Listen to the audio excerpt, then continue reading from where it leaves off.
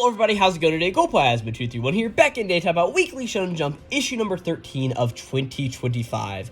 And man, is saying I'm back again today definitely an understatement. I don't know if you guys know this is the time of recording this video, or uploading, I guess I should say, but on the date of recording this video, I've not recorded a YouTube video in like 2 weeks, which is very uncharacteristic for me. I mean, this has happened a few times before whenever schoolwork has gotten like really busy and like I just can't dedicate all of the time that I really want to talking about various manga and anime series and all of that our various stuff. But this time was a bit different because I was doing really good there for a while, recording videos early, then getting them edited a few days later, and like just having a steady stream of videos. And on the day of recording this also, I've not posted a YouTube video in like 11 days or something around there, maybe 12 by the time, like, who knows whenever how the time factors in and all of that various stuff, right? And hey, by the time you guys are listening to this, it'll probably be like 12 or 13 because I don't know how fast I'll be able to get this video edited after I get it recorded and all of that our various stuff, but I was pretty sick there for a few days. Like, my voice was just completely gone, and like, hey, I would definitely sit down here and talk about manga or do whatever and just talk about stuff I enjoy if I was not like coughing up like a deathbed almost. I almost said blood, but like that is something that happens in manga too frequently. I'm pretty sure like in this week's Kagurabachi chapter, there's a few times where Chihiro just like hacks up a lung or something like that. But more importantly, what I was sort of getting to the whole point of was like, I was very sick, I couldn't really speak for a little while, and then I had my spring break from college this past week also, and I was back home and like just couldn't like really get into the grind of also recording a few videos in between some other times, and also my voice was still kind of scratchy, and honestly, I do feel like it sort of still is. My nose is still a little scuffy and all that after like 2 weeks and all that various stuff, but either way, I am here back in daytime about Weekly Shonen Jump issue number 13 of 2025, as I mentioned earlier. And at the point of recording this video, again, this issue of Jump is now like 3 weeks old or something. I read it like 2 weeks ago, and then like said, I just could not record this video on Weekly Shonen Jump, so I will say a few of my thoughts on some of these chapters is very much going to be dull just for that whole fact of like, hey, I don't completely remember all of my thoughts in the moment. I went through and reflipped through all of these chapters again right before this video, of course, as I normally do, just like get prepared and remind myself about everything that happened, like Kagurabachi, One Piece, who is that new character in Ichi the Witch, like what was the funny stuff that happened in Sid, how cool is Embers, and all of that to all of the other various series we will be talking about, of course, all 14 of them this week. And if you guys don't know how this video series works, I'm pretty much going to be sitting down here and rambling, just giving my thoughts on all of the various chapters that came out this week. And at the very end of the video, we will be ranking all of these chapters from worst to best, what was the best chapter of the week and what was the worst chapter of the week, and all of the other rankings in between. Of course, that would be 2 to number 13. And we will also be picking my favorite character of the week of like, hey, who is the character that after I sat down and did that video, was I like, man, I actually really liked their character and thought it was really fun, and I just liked all of that various stuff, right? And that is how this video is going to be run, like the normal ones we do of these. And like I said, I have not recorded a YouTube video in like 2 weeks, so please bear with me if this isn't up to my normal, like, rambling levels of content, but I guess we'll just pretty much see. And hey, if we want to make me get this video out quicker, I need to stop recording as long, which means that we just need to hop into it, of course, with Kagurabachi. This is Kagurabachi chapter 69, titled, what is this chapter called? Oh yes, the guy with the scar. Now, if you guys don't know, I have a lot of other longer Kagurabachi videos. I'm pretty sure this was the last video I actually posted on the channel. Let me actually go to the YouTube studio real quick and see how long this video is, if I can navigate all the buttons. Yeah, I had a 25-minute video on this chapter of Kagurabachi up on the channel, so just go and check that out. I may have a link to it linked in the description box down below, but if not, just go to the channel header and you'll find it on there pretty easily, right? But this Kagurabachi chapter mainly revolves around all of the stuff going on with Iori, as Iori is just going through with, Mini Samura. I haven't called him Mini Samura in a long time. I'm really regressing. Going through with Ro, going through all the various stuff, and Iori is having this massive crisis of identity of, like, hey, who am I really? Like, I am this daughter of this guy named Seichi Samura, and all of these other, conflicting emotions going on in her head. We see that Kugiri suddenly appears out of almost nowhere, coming through the elevator to start, messing with all of the Masumi members, and, of course, trying to get Iori. As we see all of these other various sorcerers are coming through and trying to get at Iori for all the things that's happened. And then we get this whole idea of what Akora, who is, of course, Iori's friend from school, has been doing this entire time. And really, we just follow Ikora through the majority of this chapter, just seeing his sort of evolution of like whenever he met Chihiro at the school, and Chihiro pretty much told him like, hey, don't come after Iori, we'll make sure she's protected, like you don't need to shed any blood or any of this various stuff here, all the way to Ikora making it to the Kyoto Bloodshed Hotel, and then sort of coming through and realizing like everything that is going on here. It's honestly a really awesome scene just seeing Ikora come through it. And especially whenever like he's got this bandaged and sort of broken hand, and in order to sort of like show his resolve, he ends up clenching his fist and making it bleed again, and then sticking his other two fingers in there and then drawing Chihiro's scar on his face, and what I'm now dubbing the Scar of Salvation, which I think I really just stole from Bleach's Horn of Salvation there in like the final 10 chapters of that series and all of the various stuff, right? But we eventually see that Ikora comes over, finds Chihiro, all of this various stuff, gets this key to take to Iori, and he pretty much goes upstairs and tries to take it to Iori. And as he does, Iori suddenly awakens as Seichi Sommer's daughter in this moment, as we see that she has her eyes closed and she's got her katana ready and pulled out, and really just goes through to protect Ikora in this moment. Really awesome chapter of Kagurabachi, and definitely one that I did enjoy to the fullest. Again, if you want my full thoughts on all of this various Kagurabachi chapter, go check out my video on the channel. Like I said, it's like 25 minutes of me pretty much going through and saying how good that chapter really was, but definitely a good chapter of Kagurabachi for sure. Next up is good old One Piece. And this chapter is, of course, last chapter we got the whole reveal of like, hey, this is who Scopper Gaban is. He is being called Mr. Ya here currently on the island of, oh, what island are we on? Why can I not remember this second? This seems like a very fatal flaw of not reading One Piece in a few weeks. Elbaf. I don't know why I could not think of what Elbaf was called. But we pretty much see that Scopper Gaban is here, and he is keeping the key that, of course, is the one that is tying up, or the key to the lock that is tying up Loki, and Luffy of course wants it, along with and Zoro comes sort of to help him get it away from Scopper Gaban, and they go to fight each other, and it looks like there's going to be this very, very powerful attack between only Zoro and Luffy. And as they come to really start going and attack Scopper Gaban, he pretty much says like, hey, I yield, and two of them fly past him as he pretty much says like, hey, if you guys survive everything happening on this island and the island isn't destroyed, hey guys, come and see me again. As we see a little bit of a conversation that Scopper Gaban had with Shanks a long time ago. It's a really little cool chapter sort of reveal of like, hey man, I do like that, right? And then eventually we cut over to where all the various Royal Knights are hanging out with each other. Or are they called the Royal Knights? I forget what they're called. Yeah, the Holy Knights, not the Royal Knights. The Royal Knights are from the Digimon series, and I've been playing too much Digimon card game recently. What am I doing? But no, the various Holy Knights, as we see that Gunko is getting ready to summon a few other of the Holy Knights here. As we see that she ends up summoning two. We see that Saint Somers is here along with Saint Killingham, and Saint Killingham is this weird little interesting guy, and he's got like the Celestial Dragon mask on his face. But he also seems to be a dragon of some sort, and we don't know if he's eating a devil fruit or really what his various ability is, but it is a pretty interesting design for both him and St. Somers, as we eventually see they sort of get briefed on everything, and we understand that St. Figureland is being sent back to be the Royal Knight Commander, or not, the Holy Knight Commander in Sacred Mary Joa. So, a few pretty interesting things here. I really like the introduction of both St. Somers and St. Killingham, as I pretty much feel that they are going to be very interesting characters going forward, and I can't wait to see till they get their asses beat by the end of this One Piece arc. And I guess this is going to be a really fun and cool thing to just sit down and have. But One Piece was very good this week, but honestly, we're just going to be putting it here in the middle.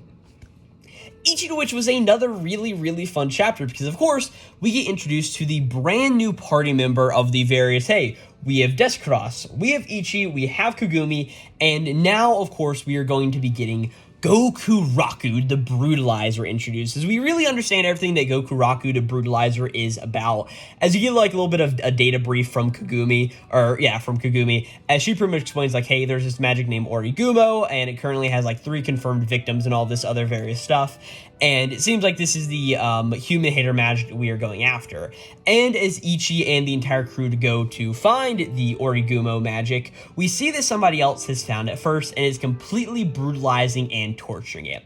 And it is none other than Goku Raku, the Brutalizer, who we get introduced here, right? And we see that this guy is like, hey, like, I give up, you win, like, you win, okay, like, just please stop. And we see that all of the various crew, like, Ichi's like, what is going on here, right? as we see that Origumo's like, hey, why do you keep hurting me like this? And we see that Gokuraku's just like, hey, it's because I want to acquire you, duh, like, what a silly little magic you are. And we see that Origumo's just like, hey, I mean, you know that, like, men can't acquire magics, don't you know? And we pretty much see that Gokuraku is just like, hey, I don't care, I want to acquire you no matter what. As we see that he just goes through and completely like just keeps on harming this guy. Kagumi ends up like getting out a little notebook and like saying like, oh man, like tall, he's got blue hair, like armor of a known type around his wrists and ankles. Like, man, it's really him. It's Gokuraku the Brutalizer. And we even learned that like the Witches Association has like a dangerous persons list, and it's Sky's on it. It's a pretty little fun thing we have there. And we see that Ichi sees all of this and sees how Gokuraku is treating this magic, and eventually Ichi comes over to sort of deal with Gokuraku in this moment, as he uses Inazori to go through and go ahead and claim the magic so Gokuraku can't hurt it anymore. So Ichi sort of like just says like, hey you, if you can't kill it, don't hunt it. And it's this really interesting thing, like of course that's what Ichi would say, like as much as he is a hunter, he is a good hunter. Like, I'm down from the southern United States, and down where I'm from, deer hunting is a pretty big thing, and it's always that idea of like, hey, even if you wound an animal, you go to put it out of its misery so it's not wandering around and pretty much suffering that entire time. As sort of what Gokuraku's been doing here to the Origumo magic, it's a lot of like really fun various stuff, right? But we see that as Ichi sort of telling all this to Gokuraku's eventually like, whoa, man, that was so cool. And he's like, wait, you use magic and you're a man, right? So like, hey, that means you're a male witch, like you're a boy, like this is crazy. Like, hey, can you teach me how to acquire magic? And he pretty much abducts Ichi almost and just says like, hey, make me into a male witch too, okay? And that's where we end off this chapter with this really awesome new character of Gokuraku the Brutalizer being introduced.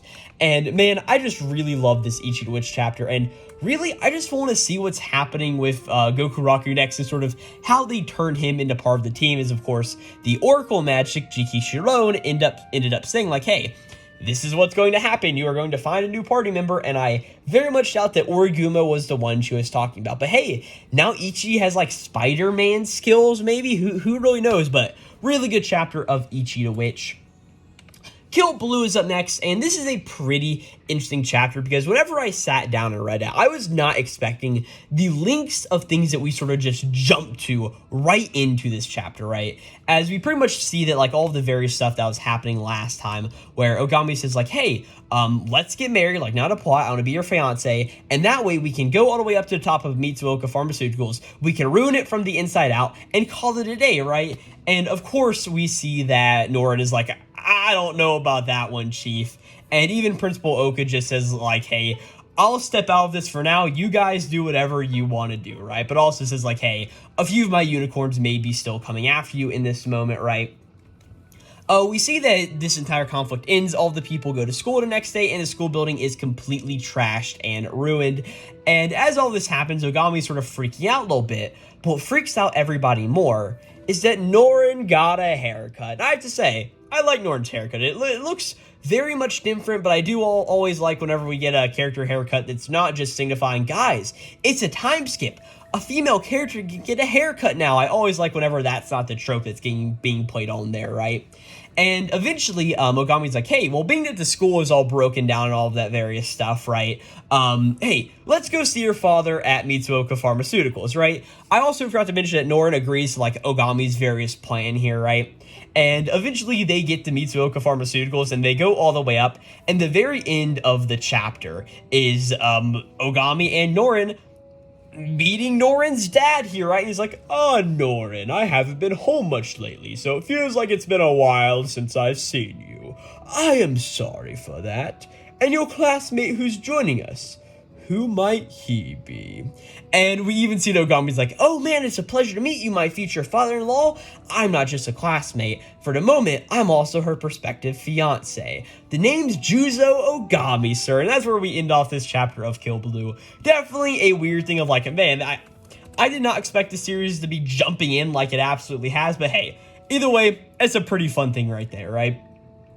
Sid Craft Love is a Mystery was also a pretty interesting chapter because, hey, we got introduced to the apparently, I guess, fourth girl of the harem because, like, she didn't specifically get, like, added into the harem, but, like, we can definitely tell that she will be a character that'll be recurring over and over again, and while she may not like Sid, she, is definitely going to be a part of the story going forward. And of course, we got introduced to Mad Hell Misery, who is this a very good-natured person who wants to do very, very evil things. And it's just honestly a very funny chapter of Sidcraft, with seeing all of the things that Mad Hell Misery gets up to, and just going through and seeing like, hey man, she wants to poison Sidcraft, but the price of cocoa is so high right now, she doesn't want to do it totally, right? She wants to make the floor so nice and slippery that Sid's eventually going to trip and crack his head on it, right? But oh man, she just cleans the floor really good. And there's a little bit of a murder mystery along with some stuff with Souffle also going on here in a moment.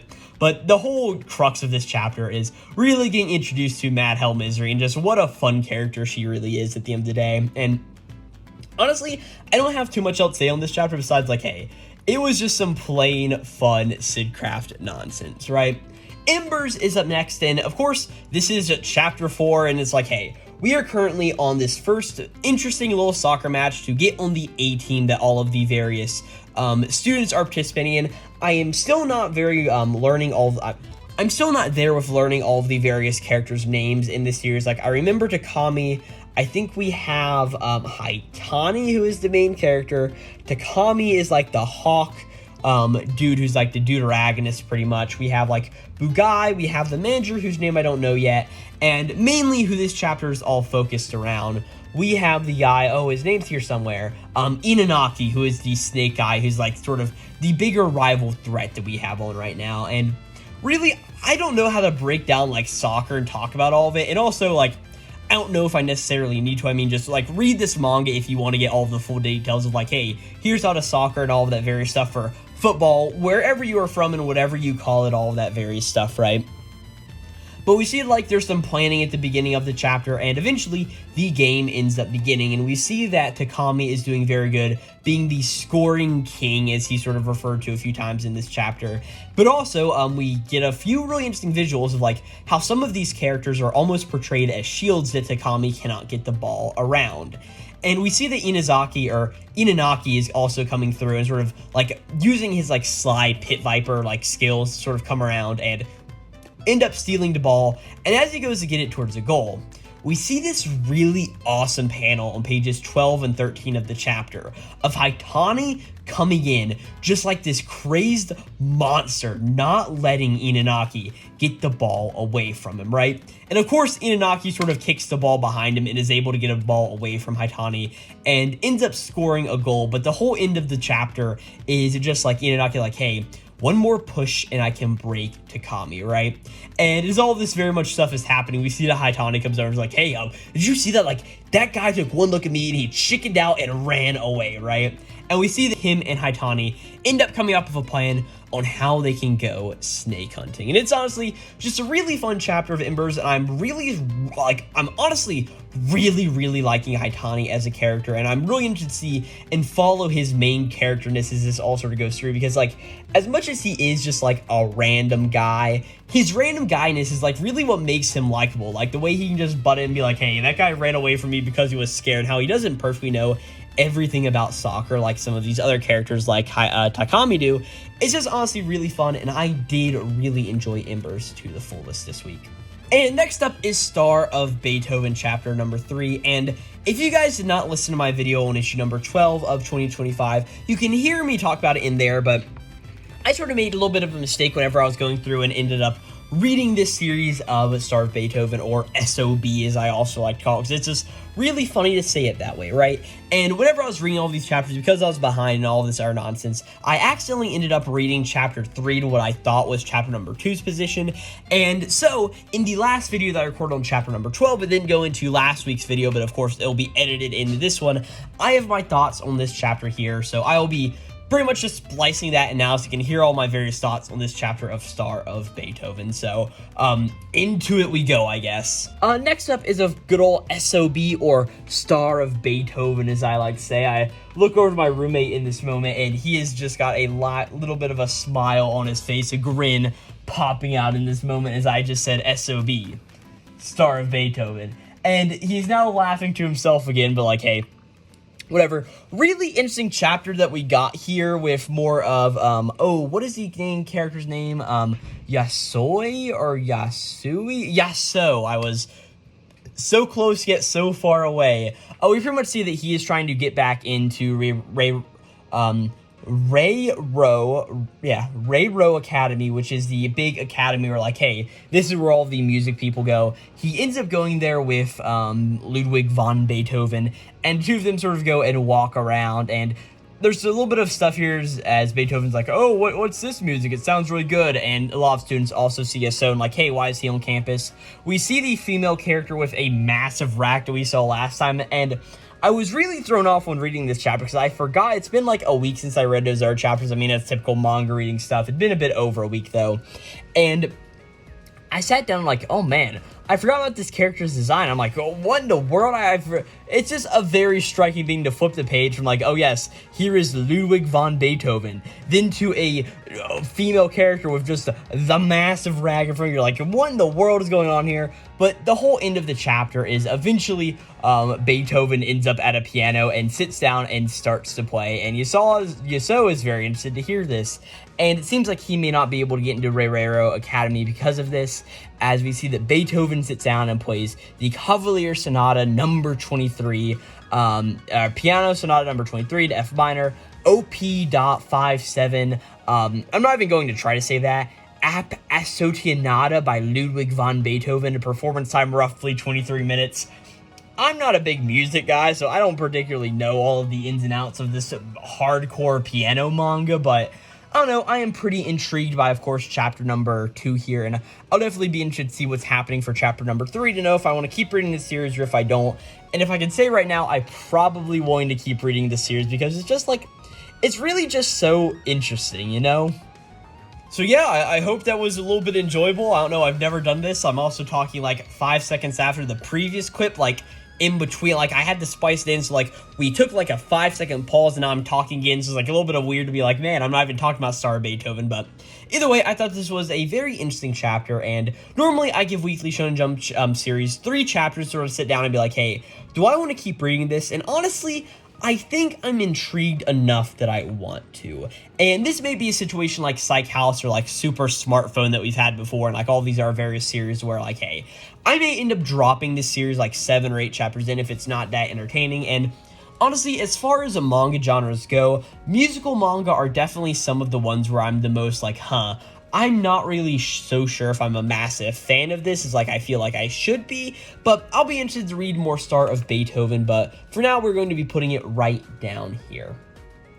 Astro Royale is next up, and honestly, there is not much very interesting about this chapter. It's some stuff going on about like, hey, here's Taitara and Hibaru just going back and forth fighting each other. Honestly, I have just been reading this series and just been so unsatisfied whenever I'm sitting down and read it. Like, I don't really have any want or need to like sit down and talk about it. I want to continue reading it because it was the author of Tokyo Revengers, of course, Ken Wakui, and I do like the art style and I like sort of understanding where he's trying to go, but like right now this just isn't quite hitting it for me personally. But the whole big deal of like, hey, all this various stuff's going on, like Hibaru and Taitara are sort of like facing off against each other, and the whole thing at the end of the chapter is like, oh, look at that, Hachiku, the guy from like 3 chapters ago, the Black Fireball or whatever they called him, he's here to help out Hibaru in this moment, right? And almost looks like he's trying to beat up his brother as he uses like his Black Impact move, and Hibaru uses a bare-handed Magnum Blast against Taitara. And yeah, that was the chapter. Honestly, I have nothing good to say about this chapter, and as I've always thought about in life, if I've got nothing good to say, why say anything at all? And that is really my thought on Astro Royale this week, and it has been my thought on Astro Royale for a good while now, right? Himatin is the next chapter, and again, this is a chapter I don't really have too many thoughts on, because like, hey, it's a very cute chapter. It's definitely a Hamari chapter through and through, with her sort of learning about the house cleaning that Iamori did for Hinoka a little while ago, and all of the various stuff that is going into that, and we sort of see that she starts to feel a little bit jealous about all of this, and like one of her like studio managers even says like, hey, you're not acting too professional here, are you? And a little bit of the various, like, back and forth that goes on between there. But the real crux of this chapter is Iomori comes over to do a house cleaning, and it's also raining outside, so he has to take a shower inside of Himari's house. And the whole thing is like, oh man, he has to use Himari shampoo, and Himari is very much all up in arms about that, like, man, you smell like me now, and all of this other various stuff. And also they go out shopping. There's a lot of, like, other intricacies in this chapter. Overall, I did enjoy it, and I thought it was a good chapter of Hima 10, and also just shows, like, man, she doesn't realize it yet, but she has a massive crush on Iomori. And so, like, Honoka obviously knows that she likes Iomori. It's more of one of those things, like, honestly, it very much reminds me of, like, Nizuko to that fact of, like, hey, we have a few characters who know that they actively go out and they actively like Raku in Nizuko. Like, we know that, like, hey, Onodera likes him. We know, of course, that Marika, of course, likes him more. But then, like, Chitoge and, Sagumi, I don't know why I forgot her name. She's my favorite girl, after all. All of that various stuff goes through where it's like, hey, they sort of realize their feelings much later on in the series. And definitely seems like that's how Himari's going to be. Like, she's going to be like, oh, wait a second, I actually sort of like this loser of a guy. Like, it's pretty funny. So, Hima was very good this week. And you know what else was pretty good? Well, Ultimate Exodus Kyoshi, of course. This was a really fun chapter of Ultimate Exodus Kyoshi. Of course, starting off with a really awesome, like, nice sort of, like, navy blue color page. And, like, it's all focusing on Nihon and Jack Joe's. Like, the chapters are really called, like, Chapter 3, Fight Nihon and JJ. Like, okay, I never thought about abbreviating Jack Joe to JJ, but, like, I feel like it takes the same amount of, like, syllable power to say it, like, JJ, Jack, if I can speak like it, Jack Joe's, like, same amount of syllables. Like, you're not necessarily shortening anything besides, like, words on a page, pretty much, right? So we pretty much see that Akari sort of says, like, oh, man, like, that voice, like, Nihon and Jack Joe are here, and they're like, no, we are not Nihon or Jack Joe. As we pretty much get a little bit of a flashback of, like, what's actually going on here. As we see it, of course, Nihon and Jack Joe went to Sagiri to pretty much explain, like, hey, we want to be able to fight here, and, like, this is how it works. And they even pretty much said, like, hey, if we are able, like, if we get too powerful and, like, you need to exercise Jack Joe, we will end up letting you do that, right? And pretty much, like, showing their faith and resolve here in the moment. As we pretty much see that the way they're able to fight is Jack Joe ends up going into Nihon's shadow, and that's how they're able to go and fight back, right? We see that they are facing down the Demon Lord Baku Yoraku, and just going through and doing it, we see that Baku Yoraku and Jack Joe have some sort of history with each other that, of course, Jack Joe does not remember whatsoever, and there's just some cool action scenes back and forth, like, just going back and forth, but eventually, like, hey, Nihon and Jack Joe are like, hey, the only power I need is the power to protect everyone I care about, right? Pretty much like the hey shonen thing of like, hey, friendship will prevail at the end of the day. And we see it's what ends up happening as we see it. They go through like Yaku Baraku ends up shoving his trident like straight into Nihon Jack Joe's stomach. And after all of the situation is looking so dire, we see that Nihon and Jack Joe are able to use their powers to come through and spear right through Yaku Baraku in this moment. It's a really fun chapter of Ultimate Exodus Kyoshi, and I definitely just love seeing these few chapters of sort of these few characters like work together, and I knew I would love whenever Nihon and Jack Joe came to work together, and I'm just absolutely loving it now. Akane Banashi is honestly a very simple chapter of Akane Banashi, as of course this was the lead color page we have this week, and it's a very nice one seeing Akane sort of grow up from being a younger girl, sort of like going into like her high school years, to eventually getting out of high school and becoming a full-time Rakugoka, and to where she is now as an even better Rakugoka than ever before, sort of like that progression of her character. And it's honestly really, really fun to watch, right? And the whole crux of this chapter really revolves around Akane performing her story of, what was it called? Yawning lessons, if I'm not mistaken. Just going through and doing her story. We see a little bit of a flashback in the beginning where Akane's like, hey, I think the reason why Isho sent me to Paris to begin with is just like, hey, practice makes perfect. As the whole rest of the chapter is really just showing how Akane has leveled up as a Rakugoka and how she's sort of been doing a Rakugo on hard mode, being like, hey, she's been in Paris, she's had to like read off of all of the various scripts and all of that various stuff, right? So she hasn't been able to like improvise and come up on the spot with Rakugo like she used to, just going through and showing off her new and improved skill, and really just how impressive she really is. And that's honestly the main crux of this Akane Banashi chapter. I definitely thought it was a good chapter, but also like wasn't my favorite chapter of the week either. Blue Box was an incredibly cute chapter with the whole end of the little bit of a badminton tournament between our few little friends here. Of course, the 6 players I think it's like Akari and Taiki on a team. It's Ayame and Kyo on a team, along with Chinatsu and Haruto on a team, and they're sort of all going back and forth playing all their games. And the whole sort of escalation to the end of this is like, hey, everybody lost the game and everybody won a game. So at the end of the day, we see that all of the tickets end up being given to Ayame's. Like, the whole idea is like, hey, most of us, like, Akari doesn't have a boyfriend to go with, and Chinatsu has a basketball game, so like, hey, none of them actually care. They all had fun because Akari ended up coming up with the game. Or not Akari, Ayame ended up coming up with the game, so they just give the tickets to Ayame to begin with, right?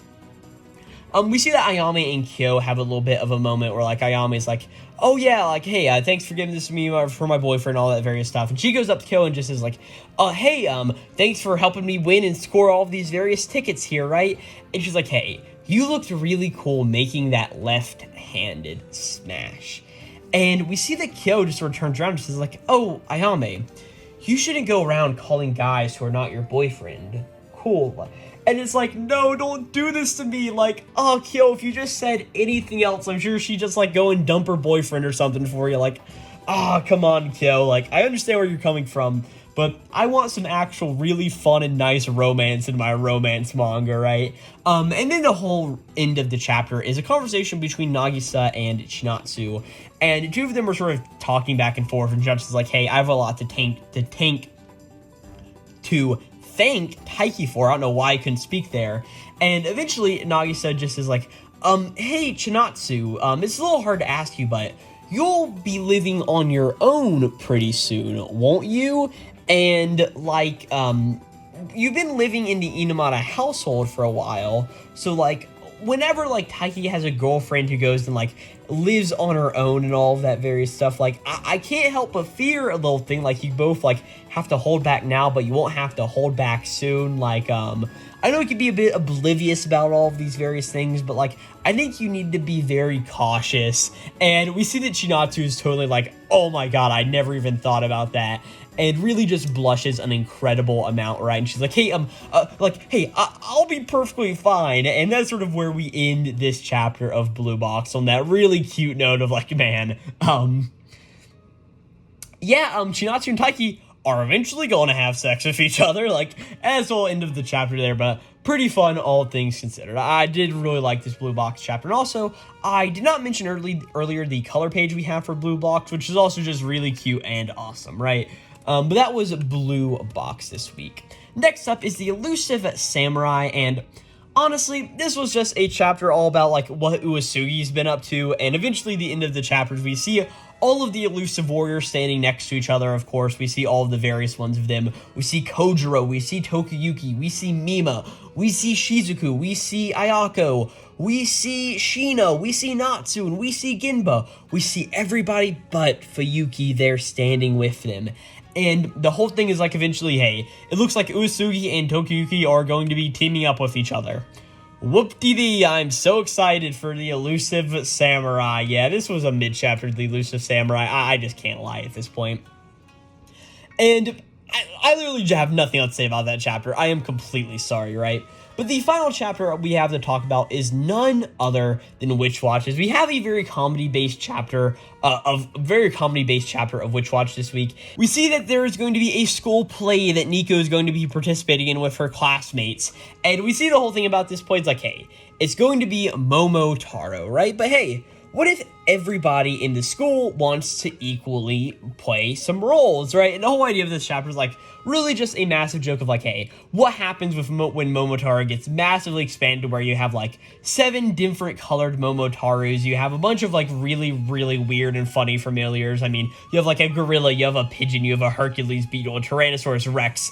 I completely laughed my ass off reading this chapter, because you have like, hey, you have a gorilla, a pigeon, a Hercules beetle, like all of the other one, like you have a dog, you have another dog, then another dog, and like a gorilla, a pigeon, a Hercules beetle, Tyrannosaurus Rex, Inosuke Hashibara from Demon Slayer, and like, what? And then you also have like a sumo wrestler, a Beyblade Phoenix wig, a president, which is clearly just Donald Trump's face, which is like, okay, it's a little bit of a funny thing. We have a Blue Eyes White Dragon, we have just a regular guy, we have another sumo wrestler, and we have like a guy from far, far in the future. And then you have the big bad ogre. Of course, this is Nico, because of course Nico and Morito has had the influence of being the ogre in that various moment. And we eventually see the ogre ends up becoming part of Momotaro's crew also. I honestly don't know enough about the main story of Momotaro to really go through and fully get all of the jokes in here. But still, it was just a really funny chapter of like picking me off my feet of like, hey, I did not expect Inosuke Hashibara to be referenced and seen multiple times in this chapter. It's just really funny. It's sort of a little bit of a stupid thing to see. But hey, I really do enjoy Witch Watch, and I go as a fun chapter regardless, right?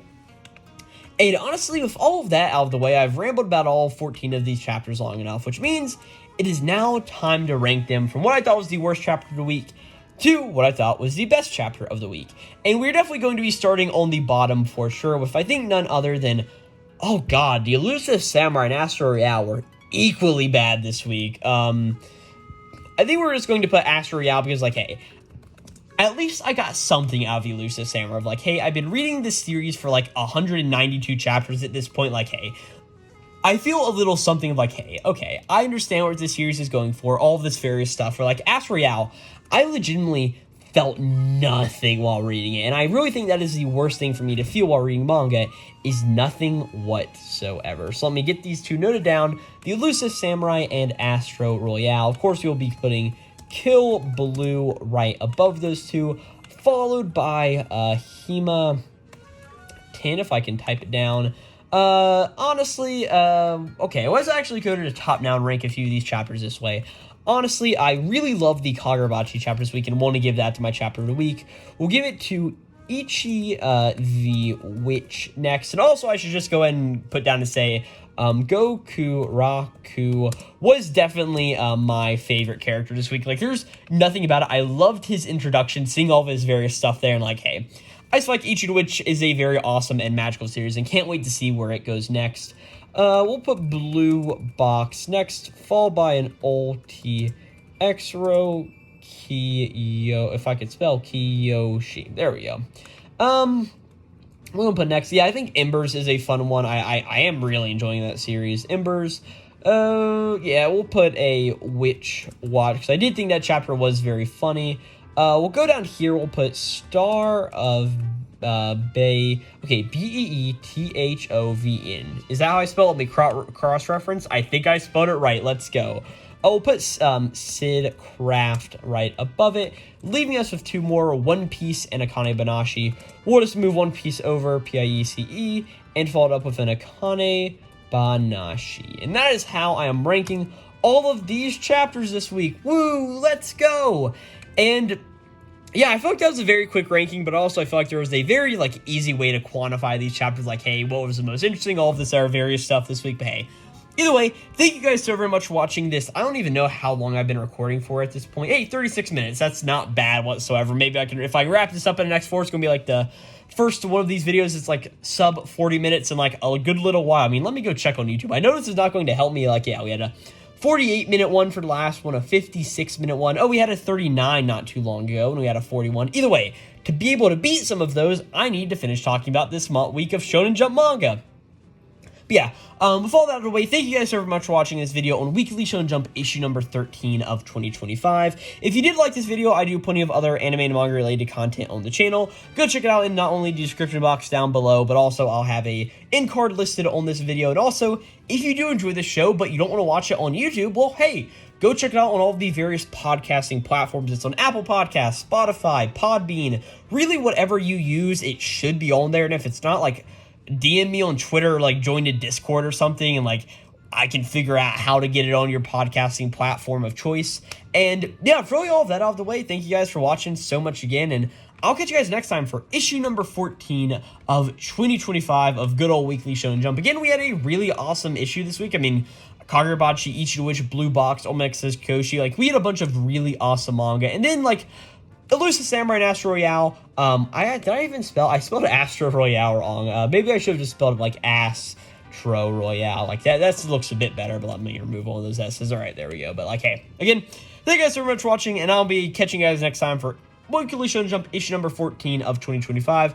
Again, this was issue number 13, and I will catch you guys next time for that one. Again, sorry if this video is a bit rambly and weird. Like I said, I have not recorded one of these videos in like 2 weeks, and whenever I've not recorded a video, they don't come out as nice as when I have been recording videos. But yeah, with all that stuff out the way, thank you guys so much for watching, and I'll be catching you guys next time. This will be Glowplasma 231, signing out.